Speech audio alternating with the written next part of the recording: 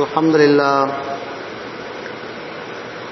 نحمده ونستعينه ونستغفره ونؤمن به ونتوكل عليه ونعوذ بالله من شرور أنفسنا ومن سيئات أعمالنا من يهده الله فلا مضل له ومن يضلل فلا هادي له ونشهد أن لا إله إلا الله وحده لا شريك له ونشهد أن محمدا عبده ورسوله أرسله بالحق بشيرا ونذيرا وداعيا إلى الله بإذنه وسراجا منيرا أما بعد فقد قال الله تبارك وتعالى في القرآن العظيم وفي الفرقان المجيد إنما المؤمنون الذين إذا ذكر الله وجلت قلوبهم وإذا تليت عليهم آياته زادته إيمانا وعلى ربهم يتوكلون الذين يقيمون الصلاة ومما رزقناهم ينفقون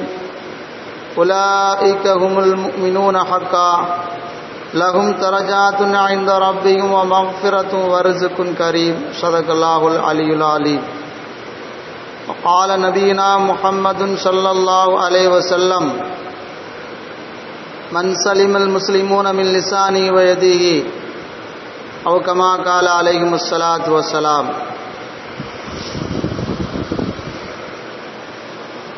அன்புமிக்கவன் அருள்மிக்கவன் அல்லாஹுவின் திருப்பெயரால் ஆரம்பம் செய்கிறேன்.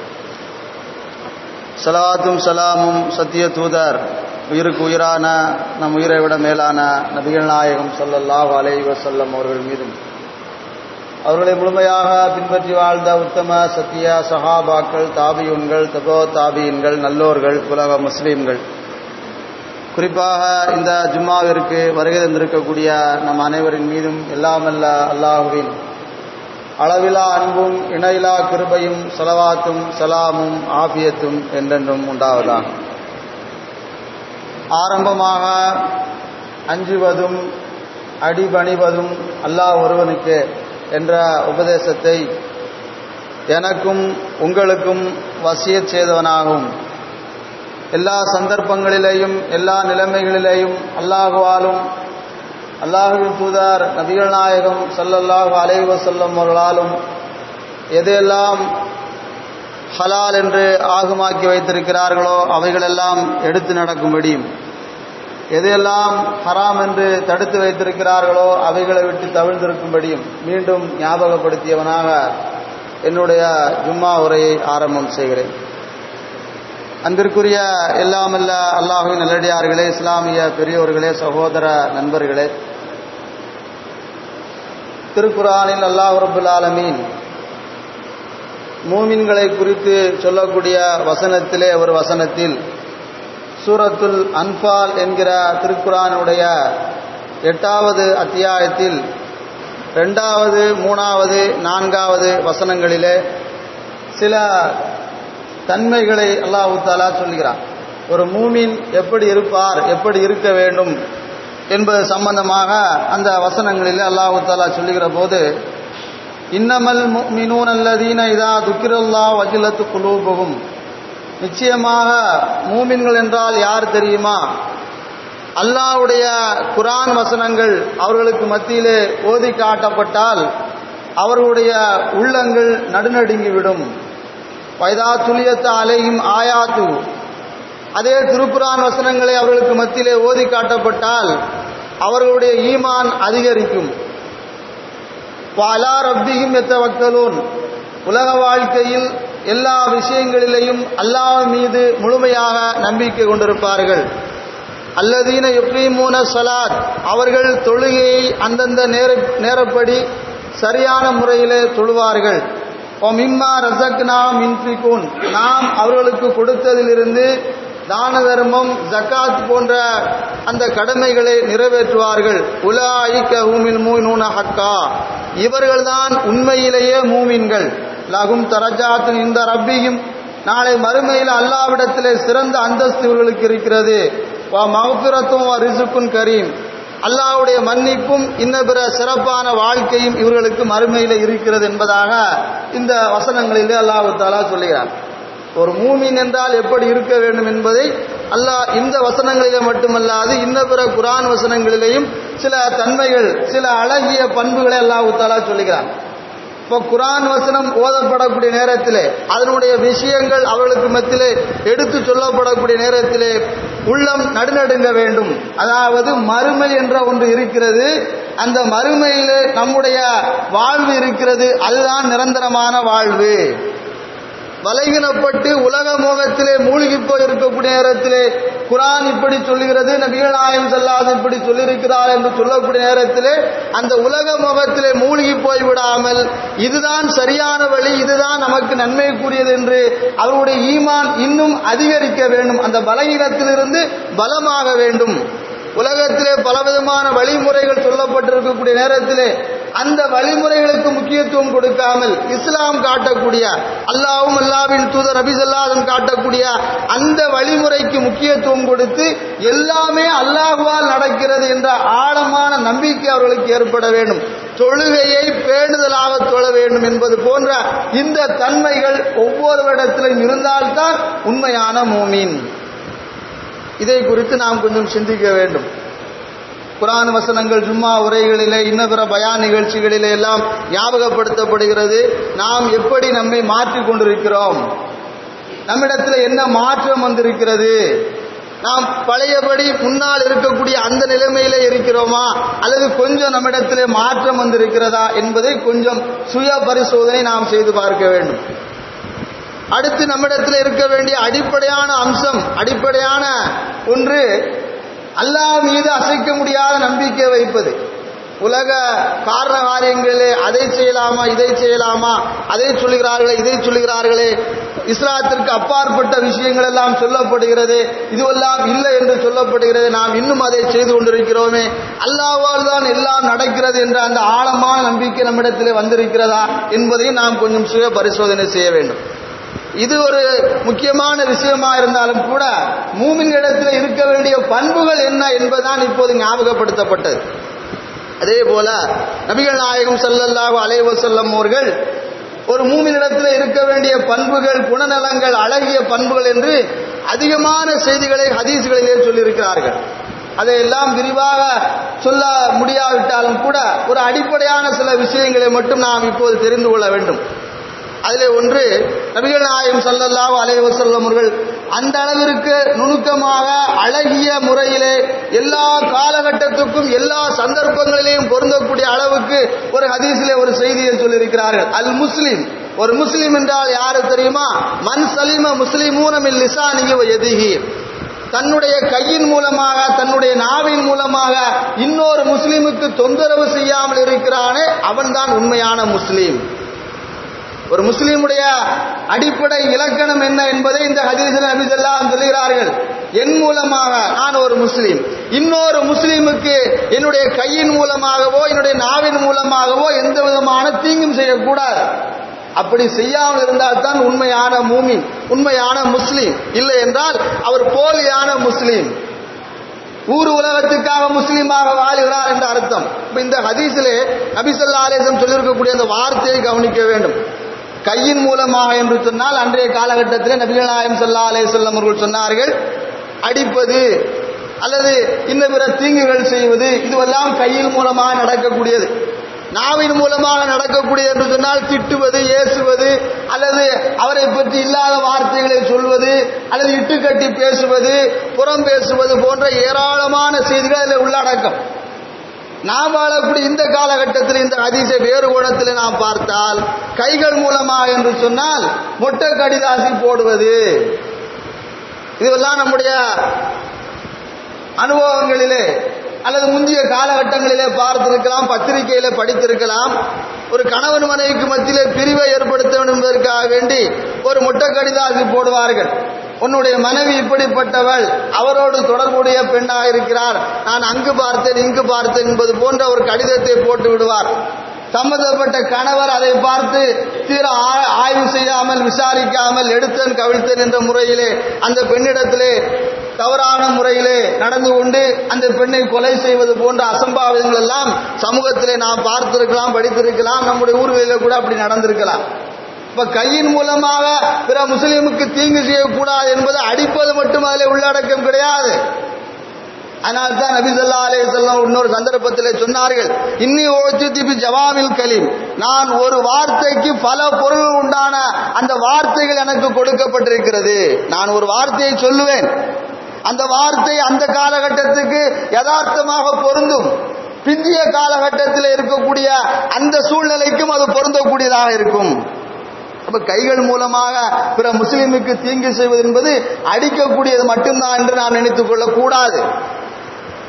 தபால் மொட்டை கடிதாசி போடுவது அல்லது இன்றைய காலகட்டத்திலே பார்க்கிறோம், பேஸ்புக்கின் மூலமாக, வாட்ஸ்அப் மூலமாக, டெலிகிராம் என்று சொல்லக்கூடிய இன்னொரு அந்த முக்கியமான அந்த பொருட்கள் மூலமாக தவறான செய்திகள் பரப்பக்கூடிய ஒரு சூழ்நிலையெல்லாம் நாம் பார்க்கிறோம். இன்றைய காலகட்டத்திலே அதுவெல்லாம் சர்வ சாதாரணமாக ஆகிவிட்டது.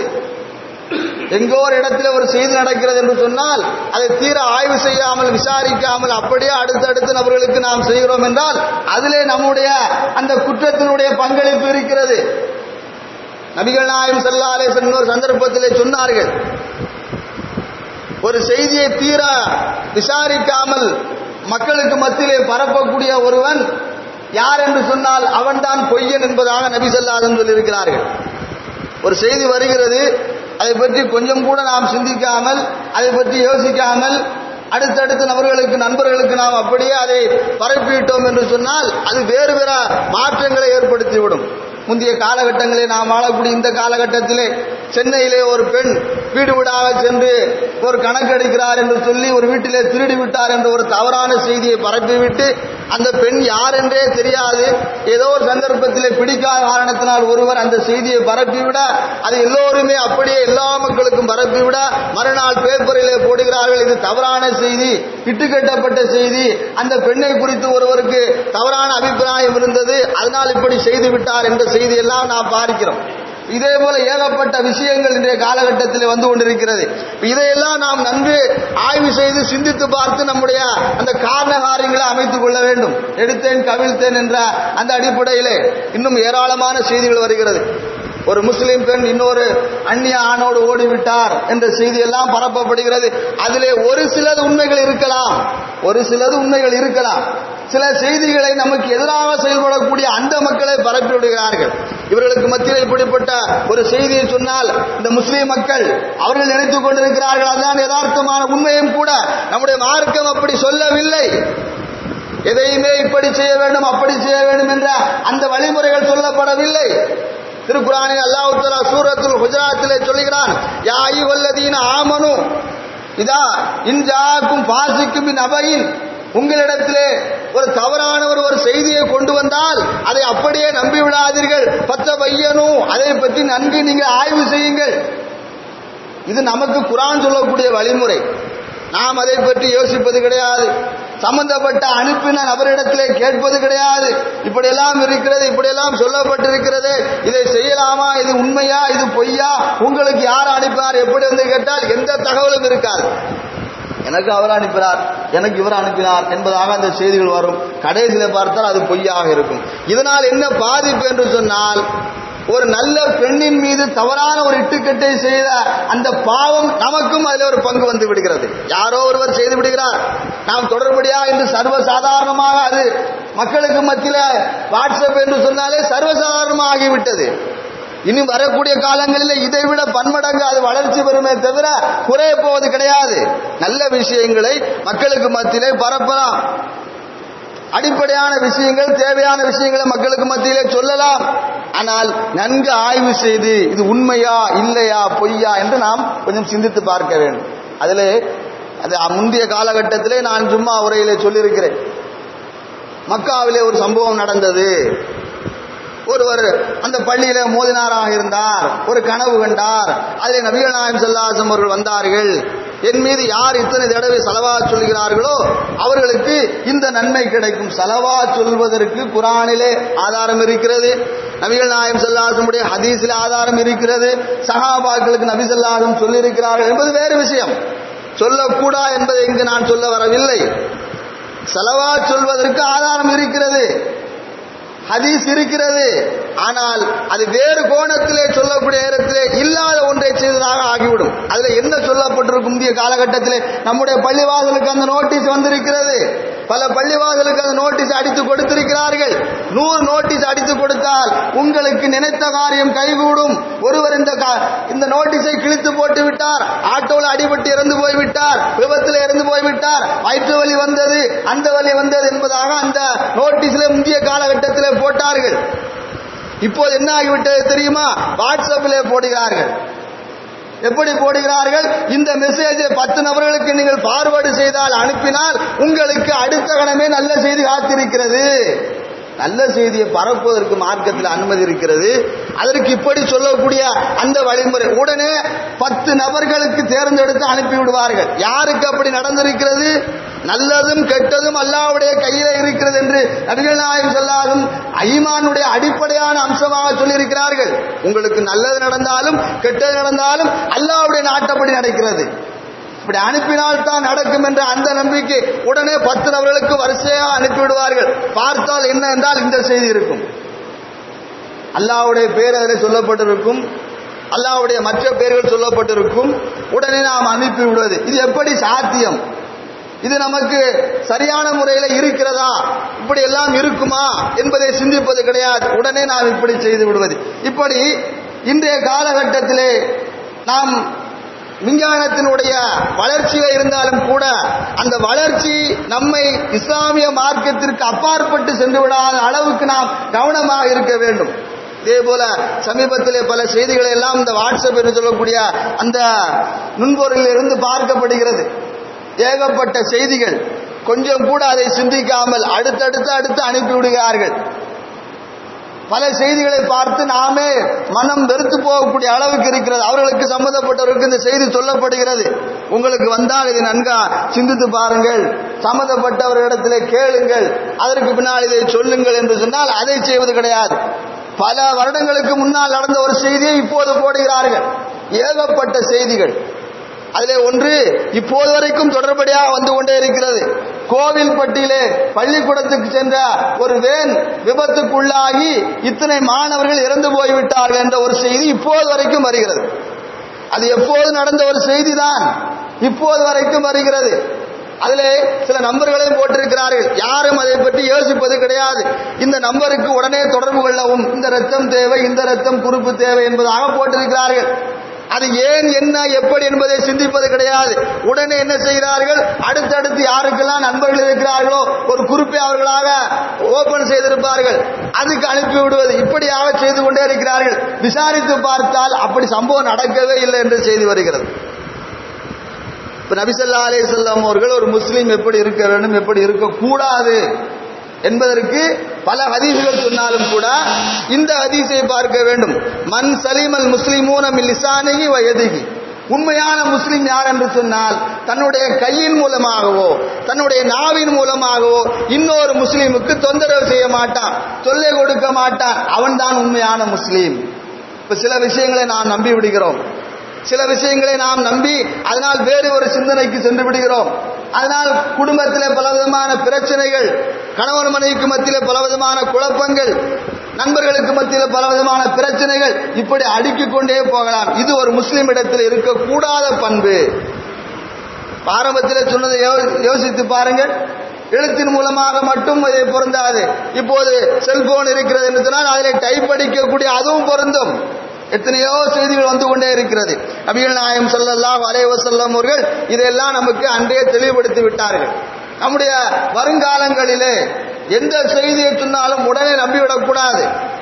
அதை நன்கு ஆய்வு செய்ய வேண்டும், சம்பந்தப்பட்டவரிடத்திலே கேட்க வேண்டும், அதற்கு பின்னால் தான் ஒரு முடிவு எடுக்க வேண்டும். அப்படி நாம் எடுக்கவில்லை என்று சொன்னால் சூரத் குஜராத்திலே அல்லாஹ் தஆலா சொல்லக்கூடிய வசனத்திலே யா அய்யுஹல்லதீன ஆமனூ இன் ஜாஅக்கும் ஃபாஸிக்கும் பிநபயின் ஃபதபய்யனு அன் துஸீபு கௌமன் பிஜஹாலத்தின் ஃபதுஸ்பிஹு அலா மா ஃபஅல்தும் நாதிமீன். தெரியாமல் அறியாமையின் காரணமாக இப்படிப்பட்ட செய்திகளை நம்பிவிட்டு பின்னால் அது தவறு என்று தெரியக்கூடிய நேரத்திலே நீங்கள் வருத்தப்படுவீர்கள், கை செய்தப்படுவீர்கள், மனம் நொந்து போவீர்கள். அதற்கு முன்பே நீங்கள் சுதாரித்துக் கொள்ளுங்கள் என்பதாக அல்லாஹ் அந்த வசனத்திலே சொல்கிறான். இது மட்டுமல்லாமல் இன்று ஃபேஸ்புக்கில் பார்க்கலாம், பல செய்திகள் எல்லாம் தவறான செய்திகள் எல்லாம் பரப்பப்படுகிறது. அதில் குறிப்பாக ஒரு செய்தியை நம்மால் அதில் பார்க்க முடிகிறது. ஏக்கம் சார்ந்த அந்த செய்திகள் பரப்பப்படக்கூடிய நேரத்திலே முஸ்லிம்களுக்கு மத்தியிலே ரொம்ப தரக்குறைவான வார்த்தைகள், ஒருவரை பற்றி பிடிக்கவில்லை என்றால் அவர் தரக்குறைவாக அவரை திட்டுவது, இவரை பிடிக்கவில்லை என்றால் இவரை தரக்குறைவாக திட்டுவது, இது சம்பந்தப்பட்டவர்கள் மட்டும் பார்க்க மாட்டார்கள். யாருக்கெல்லாம் அந்த ஃபேஸ்புக் இருக்கிறதோ அவர்கள் எல்லோருமே பார்ப்பார்கள். அவர்கள் என்ன நினைத்துக் கொள்வார்கள் நம்முடைய சமுதாய மக்களை குறித்து? முன்னோடி சமுதாயம் நம்முடைய சமுதாயம், எல்லாவற்றுக்கும் முன்மாதிரி நம்முடைய சமுதாயத்திலே குர்ஆனிலேயும் நபி ஸல்லல்லாஹு அலைஹி வஸல்லம் ஹதீஸிலேயும் சொல்லப்பட்டிருக்கிறது.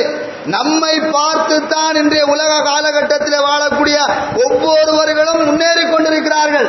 சுயமாக யாரும் முன்னேறவில்லை.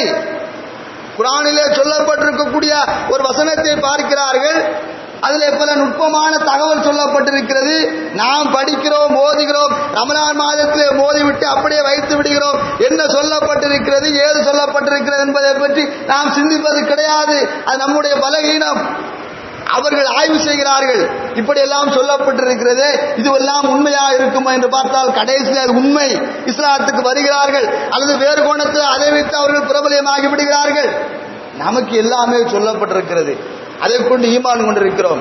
இப்படி இருக்க வேண்டும், இப்படி இருக்கக்கூடாது என்று சொல்லப்பட்டிருக்கிறது. நாம் அதை பார்த்து திருந்துவது கிடையாது. அதற்கு முன்னோடியாக நாம் இருப்பது கிடையாது. நம்மை பார்க்கிறார்கள் எல்லா விதத்திலையும். இந்த விஷயத்திலே மட்டுமல்ல, பேஸ்புக்கிலே பார்த்தால் கண்டமானிக்கு திட்டுகிறார்கள். எப்படியெல்லாம் திட்ட வேண்டுமோ. ஏதோ ஒரு ஏக்க சகோதரருக்கு ஒரு ஒன்றை பிடிக்கவில்லை, இன்னொருவருக்கு இன்னொன்றை பிடிக்கவில்லை, அது அவருடைய தனிப்பட்ட கொள்கை. நபி ஸல்லல்லாஹு அலைஹி வஸல்லம் அன்றே சொல்லிவிட்டார்கள், இப்படியெல்லாம் ஒரு காலகட்டம் வரும். ஒவ்வொருவரும் ஒவ்வொரு சிந்தனையில ஒவ்வொரு கொள்கை எடுத்துக் கொண்டிருப்பார்கள். அது அவருடைய தனிப்பட்ட விஷயம். அழகிய முறையில சொல்வதற்கு குர்ஆன் சொல்கிறது. நபி ஸல்லல்லாஹு அலைஹி வஸல்லம் அவர்கள் எந்த சந்தர்ப்பத்திலாவது எந்த மாற்று மத கொள்கை உள்ளவர்களை திட்டினார்கள், ஏசினார்கள் என்று சொல்ல முடியுமா? இல்லை. நாம் என்ன செய்கிறோம்? நம்முடைய ஏக்கத்தை சார்ந்தவர்கள் முஸ்லிம் என்ற அந்த பெயரில் இருக்கக்கூடியவர்களை திட்டுகிறோம், ஏசுகிறோம். உனக்கு அறிவிருக்கிறதா? நீ எல்லாம் முஸ்லிக்காகி விட்டாய், நீ எல்லாம் முனாஃபிக்காகி விட்டாய் என்று சர்வ சாதாரணமாக சொல்லக்கூடிய ஒன்றையும் பார்க்கிறோம். இதுவும் நம்முடைய கைகள் மூலமாக நடக்கக்கூடிய ஒரு பாதிப்பு. எவ்வளவு ஆழமாக நபி ஸல்லல்லாஹு அலைஹி வஸல்லம் சொல்லியிருக்கிறார்கள் பாருங்கள். உன்னுடைய கையின் மூலமாக, உன்னுடைய நாவின் மூலமாக பிற முஸ்லிமுக்கு தீங்கு செய்யாமல் இருந்தாலே நீ முஸ்லிம் என்று சொன்னார்கள். நாம் முஸ்லீம் என்ற ஏக்கத்திற்காக வேண்டி, அந்த கொள்கைக்காக வேண்டி சர்வசாதாரணமான முறையில் இதையெல்லாம் செய்து கொண்டிருக்கிறோம். விதிவிலக்கான மக்களும் இருக்கிறார்கள், நம்மால் அதில் பார்க்க முடிகிறது. நாம் எதற்காக இதை நாம் ஓபன் செய்திருக்கிறோம்? என்ன நோக்கம்? மக்களுக்கு இஸ்லாத்தை சொல்ல வேண்டும். அவர்களுக்கு மாற்று மதத்தை சார்ந்தவர்களுக்கு தவறான அபிப்பிராயம் இருக்கிறதா, அதை கேள்வியாக கேட்கக்கூடிய இடத்தில் அதற்கு பதில் சொல்லுகிறோம். இதுதான் அழகிய வழிமுறை. இதைத்தான் குர்ஆன் சொல்லுகிறது, இதைத்தான் நபி ஸல்லல்லாஹு அலைஹி வஸல்லம் செய்திருக்கிறார்கள். இதுவெல்லாம் அந்த தொடர்பில் இருக்கக்கூடிய மக்களுக்கு தெரியும். இல்லாதவர்களுக்கு அதிர்ச்சியாக ஆச்சரியமாக இருக்கும். இப்படியெல்லாம் நடக்கிறது, இப்படியெல்லாமா இருக்கிறது. வெளிப்படையிலே தான் ஊரிலே சண்டை போட்டுக் கொண்டிருந்தார்கள், இப்போது இதிலேயுமே சண்டை போட்டுக் கொண்டிருக்கிறார் என்று நீங்கள் ஆச்சரியப்படலாம். நபிகள் நாயகம் ஸல்லல்லாஹு அலைஹி வஸல்லம் அவர்கள் சொன்னார்கள், முஸ்லிம் என்று சொல்லக்கூடிய ஹதீஸ் கிதாபிலே 2581வது ஹதீஸாக இடம்பெற்றிருக்கிறது. ஒவ்வொரு முஸ்லீமும் ஆணும் பெண்ணும் சிந்திக்க வேண்டிய, வரக்கூடிய காலத்திலே ஒவ்வொரு சந்தர்ப்பத்திலையும் கவனத்திலே வைத்துக்கொண்டு செயல்பட வேண்டிய ஒரு அற்புதமான ஒரு நபிமொழியை நபி ஸல்லல்லாஹு அலைஹி வஸல்லம் அவர்கள் அன்றே சொல்லியிருக்கிறார்கள். சஹாபா பெருமக்களை பார்த்து கேட்டார்கள், அத்ததரூன மல் முல்பிஸ், அத்ததரூன மல் முஃப்லிஸ், முஃப்லிஸ் என்றால் யார் என்று உங்களுக்கு தெரியுமா? சஹாபா பெருமக்களை பார்த்து கேட்டார்கள். இப்ப சஹாபா பெருமக்கள் சொல்கிறார்கள், காலு அல் முஃப்லிசு ஃபீனா மல்லா திருகம் லஹு வலா மதாவ். யாரிடத்திலே திருகம் இல்லையோ, யாரிடத்திலே அந்த பொருட்கள் இல்லையோ அவர்தான் முஃப்லிஸ். முஃப்லிஸ் என்று சொன்னால் காசு பணம் இல்லாதவர், வசதி வாய்ப்பு இல்லாதவர், ஏழை, இது போன்ற இந்த பொருள் உள்ளதான் முஃப்லிஸ் என்பதாக சஹாபாக்கள் சொல்கிறார்கள். இப்ப நபி ஸல்லல்லாஹு அலைஹி வஸல்லம் சொல்கிறார்கள், இன்னல் முஃப்லிஸ மின் உம்மத்தி, என்னுடைய உம்மத்திலே முஃப்லிஸ் என்றால் யாரு தெரியுமா?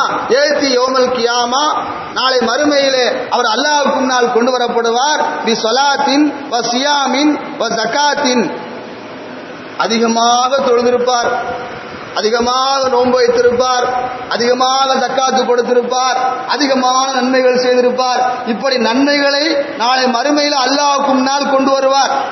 கொண்டு வரக்கூடிய நேரத்திலே வயதி கத் சத்தமஹாதா வ கதபஹாதா வ அக்கலமாலிஹாதா வ சபகதமின் என்று நபி ஸல்லல்லாஹு அலைஹி வஸல்லம் தொடர்ச்சியாக சொல்கிறார்கள்.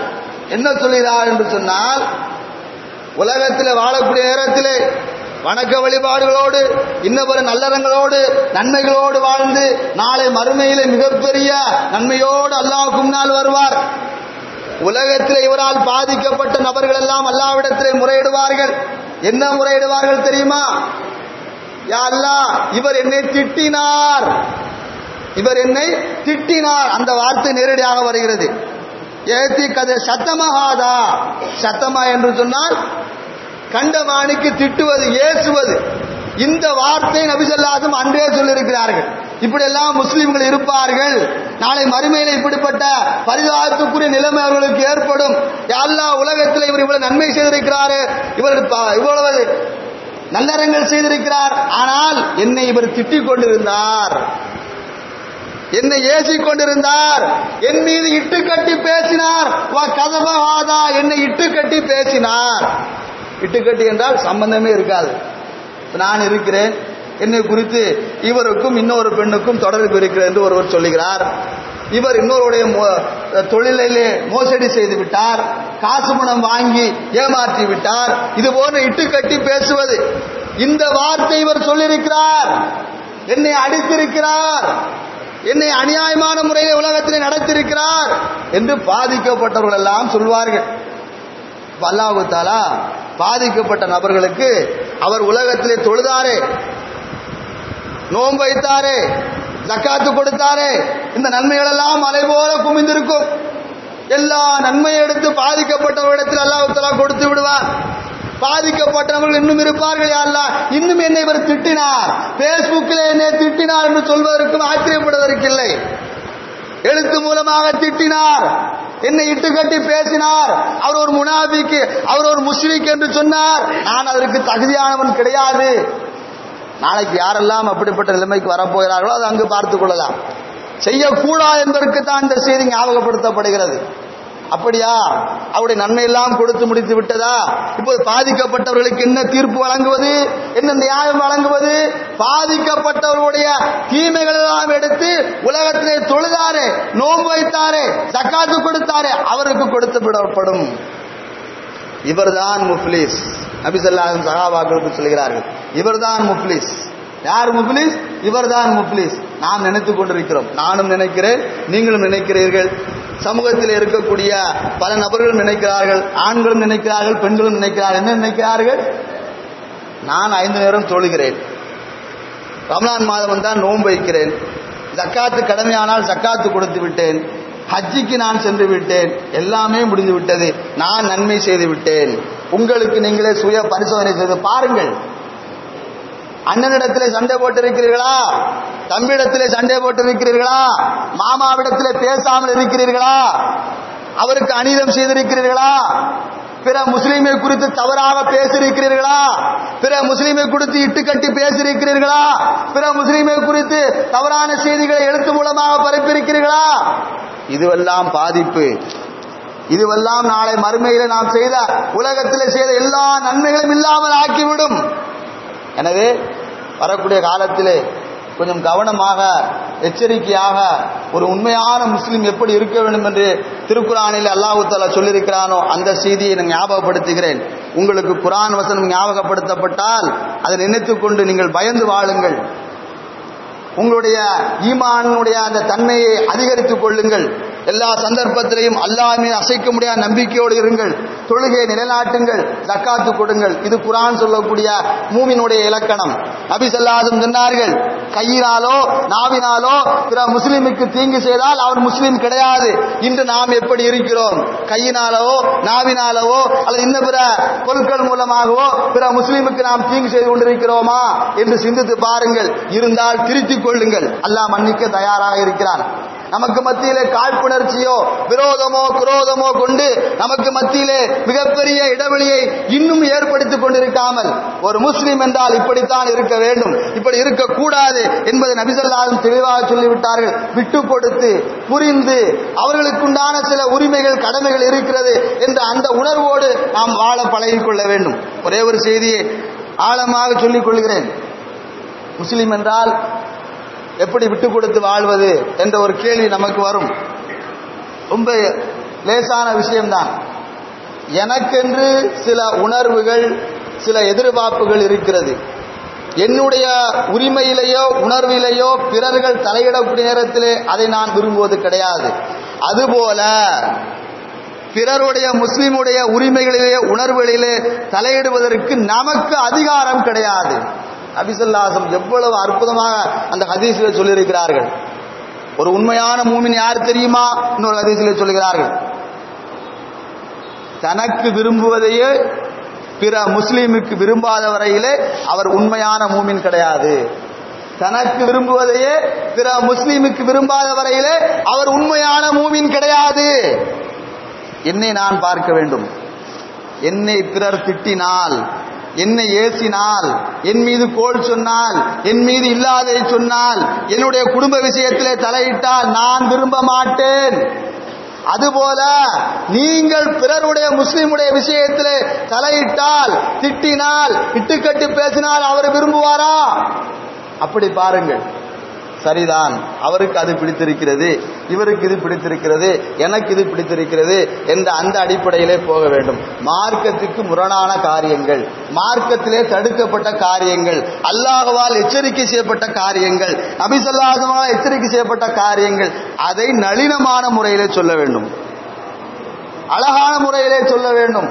அப்படிப்பட்ட இந்த வழிகாட்டுதல்கள் சரியான முறையிலே பின்பற்றுகிற போது குடும்ப வாழ்க்கை, சமூக வாழ்க்கை எல்லாம் சீராக சிறப்பாக சரியாக இருக்கும். இதை மீறுகிற போது அது பலவிதமான பாதிப்புகளை ஏற்படுத்தும் என்பதை கவனத்தில் வைத்துக் கொண்டு வரக்கூடிய காலத்திலே அல்லாஹ்வும் அல்லாஹ்வின் தூதர் நபிகள் நாயகம் ஸல்லல்லாஹு அலைஹி வஸல்லம் அவர்கள் எதை சொல்லியிருக்கிறார்களோ, எப்படி வாழ வேண்டும் என்று வலியுறுத்தியிருக்கிறார்களோ அதன் அடிப்படையில் வாழக்கூடிய மக்களாகவும், ஷைத்தானுடைய வழிமுறைகளையும் மனயீச்சையும் பின்பற்றாது அல்லாஹ்வுக்கு பயந்து வாழக்கூடிய அந்த வாழ்க்கையும் அல்லாஹ் ரப்பல் ஆலமீன் நம் அனைவருக்கும் தந்தருள்வானாக. வ ஆகிரு தவானா அல்ஹம்துலில்லாஹி ரப்பில் ஆலமீன்.